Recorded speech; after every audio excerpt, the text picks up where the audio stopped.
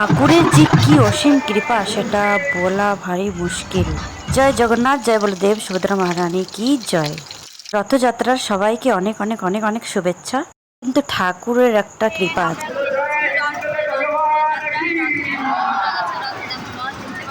রথের দড়ি টেনে আমরা চলে গেলাম জগন্নাথের মাসি বাড়ি। রথে গিয়েছি, নৃত্য করবো না তা তো না, খুবই নৃত্য করেছি।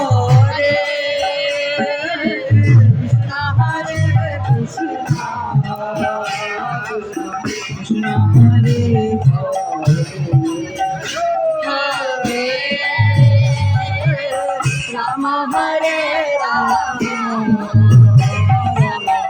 রাম হরে হরে, কৃষ্ণ হরে কৃষ্ণ, হরে কৃষ্ণ হরে কৃষ্ণ, কৃষ্ণ কৃষ্ণ হরে। এখানে দেখো খুব সুন্দর ও নৃত্য করছে। তারপর এখানে কিছু আলাদা আলাদা বাজনা এসছে, সেই বাজনাগুলো তোমাদেরকে দেখাচ্ছি। আমি আগে একটা কথা বলেছিলাম নাকি ঠাকুরের একটা কৃপা আছে।